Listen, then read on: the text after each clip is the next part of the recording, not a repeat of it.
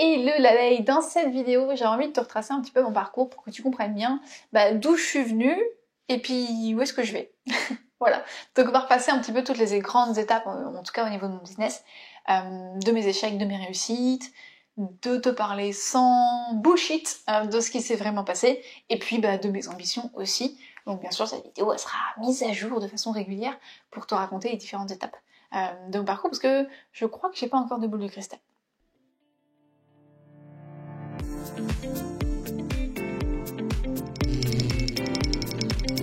Je suis tombée très tôt dans l'entrepreneuriat, dans la marmite de l'entrepreneuriat, puisque j'ai lancé ma première boîte, j'avais 18 ans. À l'époque, je travaillais au McDo et j'ai un collègue qui me fait « Mais tu pourrais gagner vachement plus en des sites internet ». Donc j'étais en école d'ingénieur informatique, donc forcément ça aide. Je l'ai pris au mot et du coup j'ai trouvé mon premier client sur un site qui s'appelait loueunetudiant.com ou un truc comme ça. Je lui ai fait son premier site internet pour 800 € et j'étais trop fan parce que c'était plus que l'équivalent de mon salaire au McDo à l'époque, qui était aux alentours de 600 € je pense, de mémoire. Tout ça pour rester tranquillement dans le canapé ou à mon bureau à faire un site internet, donc pour bosser beaucoup moins de temps que ce que je pouvais faire chez McDo.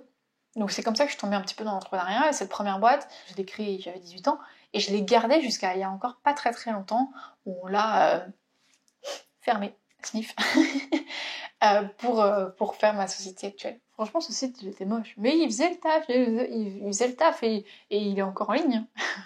Pour 800 €, moi j'étais super contente, c'était plus que mon salaire chez McDo, c'était cool. Ensuite, du coup, ma deuxième boîte, j'étais en école du coup d'ingénieur informatique, donc là j'avais une spécialité santé, et je me souviens que j'avais une idée, parce que j'avais besoin d'un ophtalmo à Castres, que je connaissais pas, c'était juste une ville où je faisais mes études, et du coup je me dis mais putain, à l'heure où on est aujourd'hui, ce serait tellement simple de dire voilà je cherche un ophtalmo à Castres qui me montre les disponibilités de tous les ophtalmos du coin, et puis je ferai un rendez-vous comme ça.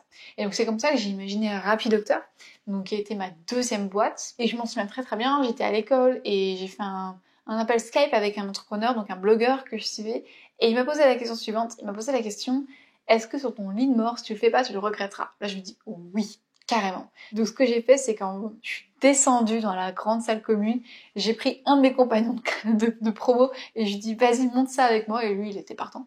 Donc on a lancé ça à travers un Startup Weekend, je sais pas si tu connais le concept. Startup Weekend, c'est t'as 1 minute pour pitcher, t'as 10 projets qui sont retenus à peu près, et t'en as 3 qui sont gagnants, entre guillemets. Donc on a rejoint un incubateur de start-up où là en fait on est entouré de plein d'entrepreneurs qui ont pour rôle de nous foutre des coups de pied au cul pour qu'on avance et qu'on sorte notre produit, quoi.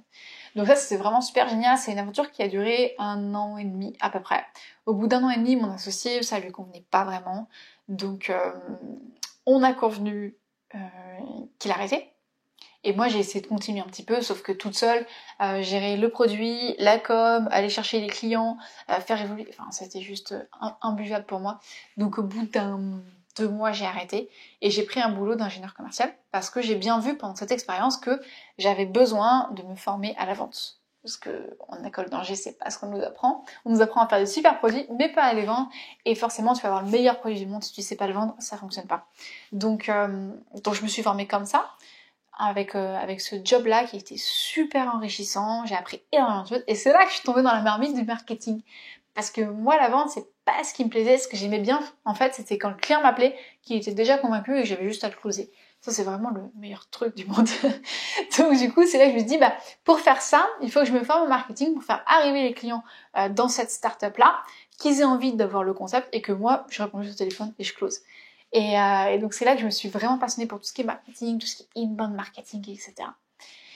Et forcément, quand t'es tombé dans la marmite de l'entrepreneuriat, avoir un patron, c'est pas trop l'idéal, même si le patron est super cool, c'est pas le mieux. Donc c'est à cette époque-là que j'ai commencé à créer mon premier blog, qui était wpbits.com, donc qui est toujours l'actuel, où je commençais à donner des astuces pour les personnes qui veulent se lancer mais qui étaient bloquées par la technique, parce que gros syndrome de l'imposteur, je pouvais pas les aider à vendre, etc. Donc c'est là que j'ai commencé à lancer WPBiz, et comme j'étais passionnée de marketing et que la boîte actuelle me permettait pas de le faire, j'ai pris un rôle en parallèle de responsable marketing dans une autre start-up.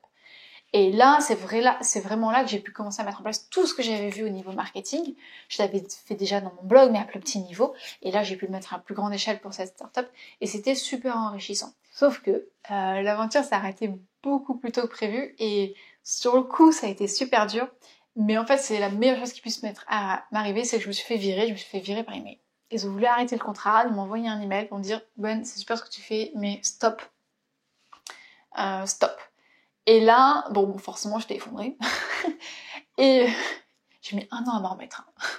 Et, et du coup, je me suis dit, c'est simple, j'ai mon loyer à assurer. Dans 3 mois, c'est terminé. J'ai plus de revenus. J'ai 3 mois pour générer mes premières ventes avec mon blog. Donc, c'était juste génial. J'avais une deadline et un objectif clair. Et c'est là que j'ai commencé à créer mon premier produit. Donc c'était ma formation clic par clic, la toute première formation clic par clic que j'ai lancée via un webinaire. Et donc j'avais vraiment 3 mois, donc j'avais le gros rétro-planning. C'est qu'est-ce que je fais comme offre, comment j'acquiers un maximum d'emails avant, quel webinaire je fais, quelle est la structure, etc. Comment je fais mes premières ventes. Et c'était rigolo parce que c'est à cette époque-là que j'avais aussi rejoint le mastermind de Cédric Anissette. Donc à l'île Maurice, c'est là que je reçois mes premières notifications Stripe avec mes tout premiers clients. Qu'en parallèle, je monte aussi un partenariat pour vendre de façon plus industrielle, on va dire comme ça, ma formation clic par clic. Donc c'est comme ça que j'ai mis 100 premiers clients très facilement grâce à cette formation. Et après, je me dis, la formation clic par clic, c'est cool, c'est ce dont ils ont besoin, mais pas ce qu'ils veulent. Donc c'est là que je me suis vraiment encore plus formée à tout ce qui était offre irrésistible, etc. Comment construire une offre qui convertisse bien. Et c'est là qu'est né Money Money. Donc ma formation que je shoot, ma formation préférée. Donc j'arrive pas à dire. Donc Money Money, en gros, c'est comment faire tes premières ventes d'ici 30 jours, très clairement. Donc là, c'est vraiment ce que mon client veut et ça se vend de façon plus simple, on va dire ça comme ça. Et je choisis de vendre Money Money par webinaire et en webinaire live. Donc toutes les semaines, pendant 1 an, je fais un webinaire en live. Donc tous les jeudis soirs où je vends Money Money grâce à la publicité. Donc c'est là que je construis la plus grosse partie de mon audience, que je me fais connaître, où on voit ma tête à peu près partout sur Facebook. Et que je vais chercher mes premiers clients et que c'est là que je commence vraiment à avoir un revenu récurrent d'un peu plus de 5 000 € par mois. Et après, bon, j'ai fait plein de paliers comme ça, mais c'est vraiment là que j'ai commencé à atteindre mon premier bon palier des 5 000 € par mois grâce à Money Money, grâce à mon webinaire en live. Donc en parallèle de Money Money, je me concentre vraiment sur ce webinaire-là et je me dis il faut quand même que je diversifie mes revenus, donc je crée plein d'autres petits produits à partir de l'année... donc là, on était en 2017 de mémoire, donc 2018. Je crée plein d'autres produits pour diversifier mes revenus. C'est là aussi à cette période-là que je mets en place tout ce qui est mailing quotidien. Je sais plus exactement quand est-ce que je l'ai commencé, mais c'est dans ces eaux-là où je commençais à mailer de façon plus régulière. Et de mémoire, c'est en 2018 que je commence vraiment à faire du mailing quotidien. Et du coup, j'ai besoin d'autres produits. Donc je crée plein d'autres produits à côté. Enfin, plein. Je crée d'autres produits à côté pour vraiment diversifier et ne pas avoir que Money Money à vendre. Donc c'est là que j'ai mis en place tout ce qui était bac alvéole, délégué comme un pro, etc.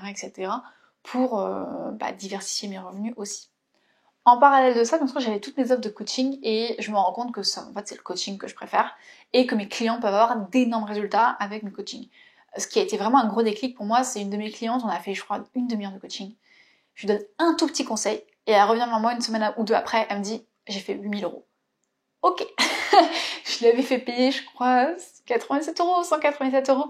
Je dis ouf, ok. Donc en fait, donc ça c'est ce qui m'a vraiment permis de faire le déclic. Tu sais, t'as toujours des déclics au niveau de ton aventure.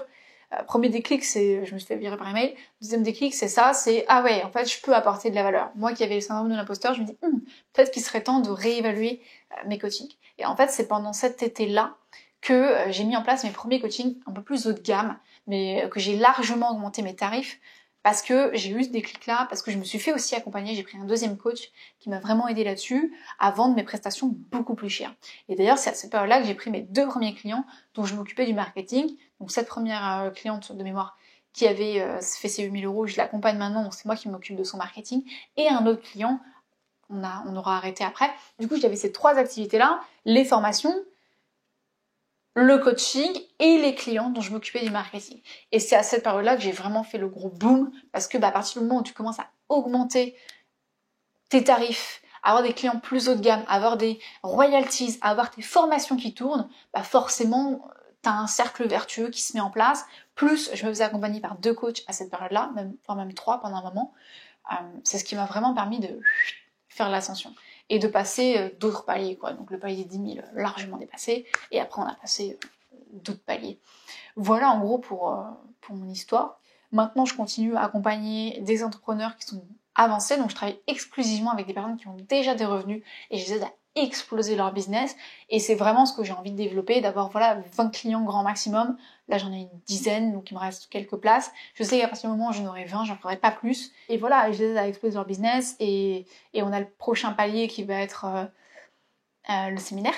Le séminaire qui va être un grand tournant, je pense, dans mon aventure, plus là, ce que je commence à faire, je pourrais t'en parler peut-être dans une prochaine vidéo plus en détail, je commence à racheter d'autres business, à créer d'autres business à côté avec ma petite équipe. Donc c'est vrai que je t'ai pas parlé de mon équipe, mais quand j'ai commencé les webinaires, j'avais déjà une personne qui s'en occupait. Après, on a arrêté début 2018.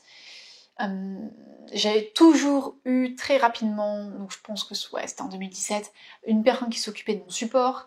On a Cassandra qui est arrivée, oh, j'ai pas parlé de QLRR, fin 2018, c'est mon passage à QLRR devant 1000 personnes. Donc déjà, j'étais bien connue avec la publicité Facebook. Le Mastermind de Cédric m'a permis de me faire un bon réseau, de passer sur scène à QLRR, donc fin 2018, donc devant 1000 personnes, c'était juste gigantesque. Donc là, pareil, au niveau notoriété, j'ai pris un grand boom.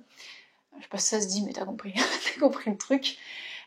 Et donc à QLRR, j'ai rencontré Cassandra, qui un mois après a commencé à travailler avec moi. Après j'ai pris Alexandra, donc qu'avec des A, hein, t'as compris si tu veux bosser avec moi, qu'avec des A, qui s'occupe de toute la partie administrative. Il y a Ludo aussi qui est venu, pareil, à cette même période-là, en fait, QLRR a été un grand tournant, qui s'occupait de mes publicités Facebook. Donc maintenant, moi j'ai arrêté les publicités Facebook, je passais sur autre chose, mais il s'occupe encore de publicités Facebook pour plusieurs de mes clients que je pilote comme ça. Et voilà, donc là, maintenant j'ai une bonne équipe, on lance plein d'autres projets à côté au niveau pour me générer des revenus passifs, des revenus alternatifs, mes petits clients en coaching, mes formations qui continuent à tourner. Et voilà, donc prochaine étape séminaire, prochaine étape tout ce qui est investissement dans l'entrepreneuriat. Voilà, pour ma petite histoire. To be continue. La suite nous le dira.